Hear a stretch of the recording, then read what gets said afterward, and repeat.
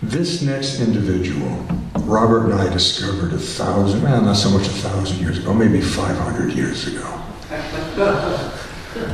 You can imagine how look, I just had a birthday. I turned 5 for the 14th time. A precocious 5. I can't even relate to the other number, other than when I go to shave and I almost cut myself every time. I go, who are you? But be that as it may, I remember the beats very well. And walking through the village and all the coffee houses and the strident language of Ferlinghetti, this extraordinary through compositional being of Jack Kerouac, just took my breath away. Well, we have an incarnate that doesn't lessen, he's not copying, he's there. This guy thrills me. I think he's a genius. I think he's a major hitter in literary history. Jared Levine, grace us.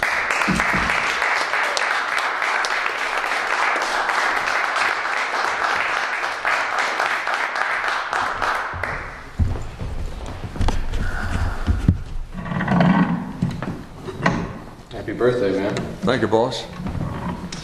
I'm actually going to start by reading somebody else's work, but I think that's an important part of writing as well as reading. So this is a poem by Charlie Smith. It's from a collection titled Heroine. The poem is called Beds. Terrible beds, soft beds, wily, elusive beds, beds of half-grown boys, fey and trembling, dumped on their ear beds of traveling salesmen, surprise, girl beds, and virginal young woman beds, matronal, expansively expressed beds. I think of these, recalled to sleep, out of sleep, into sleep, waked early, waked late at night remembering, drunken beds, sopping, watery beds, pissed in beds, beds come to me. All I have slept in, beds I have knelt beside and dreamed of. Bench 1 foot wide for a bed in Saipan. Hay barn in Turkey bed. Dawn like sherbet naked men stood up out of. Trickling weedy beds. Greetings and goodbyes from beds. Sullen, imperious beds. There was always a bed, place to lie down if only for a pause, in jail or in the aisle of a bus, berths below decks, diesel smoke and topside typhoon, Pacific swells, trough and deep 6 beds for lost sailors. Mountain beds, often cold and wet, sooty nights, risen from bed, drunk, whirling in the yard, lie bed in grass, or among tomato vines and springy corn. Love gone from my bed, love lost to another's, searching the cold fabrications for clues, bed stains and scented sheets, beds of humiliation and scorn, shivering, clothed in unheat until dawn. Friend appearing through white clouds said, "Go now to the neighbors." Hot bath like a bed, and beds of fern and moss and pine boughs, beds in Istanbul hotel plush and beds in Florence and golden Madrid, southern beds and beds in New England tucked under quilts, corn-fed beds and lit de cassis and narrow bed of devotion, bed of love, of endurance, bed of turmoil and surrender and change slow to come, bed of low-spoken phrases, bed of form becomes style, bed of California grape arbors and outdoor beds, and beds on porches, and beds in back bedrooms where the crazy son died.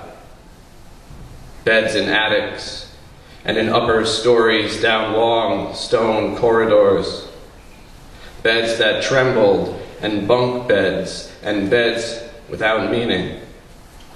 Beds in trees, in grass, in fields of clover, beds in fragrant lovers' arms, beds multiplied into nights, sleepless and disordered in beds, into nights of confusion and dismay, of lust, of hatred, and pride mixed in a sour beam of persistence.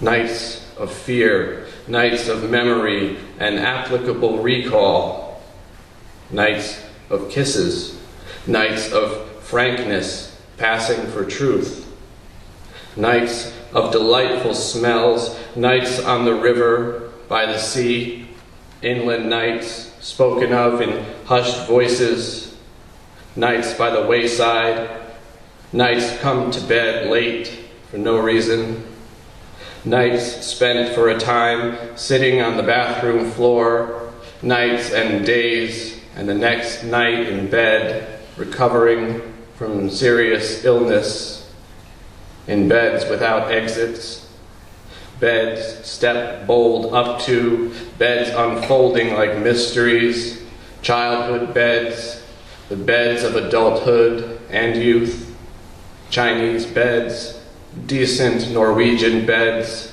Filipino tropical beds, stained beds, beds soaked in perfume, striped and checkered beds, all night spent beside someone's bed, beside beds of loved ones. The bed my father died in, burned the next day in a pit behind the house. My mother's bed, empty for years.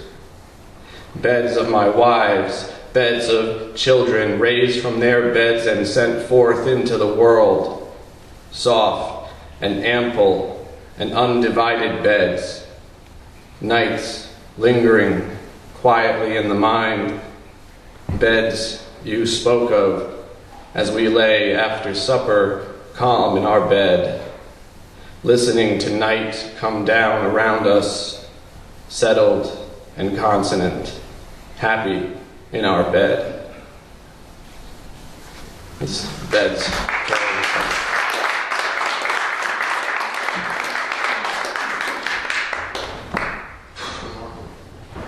I'm going to read one of mine. One of the things I like about that poem is just the rhythm. It's not really indicative of what else is in the collection, but I just love repetition and the images that it invokes.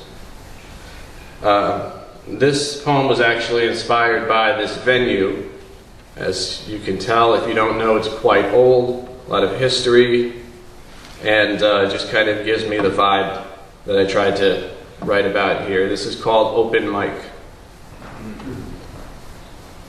These are rooms that used to fill with smoke, rooms in which the people up front could not see the people in back, wondered if in fact there were people in front or back, or just 100 lit, untended cigarettes like little dazzling blisters popping in the grayscale.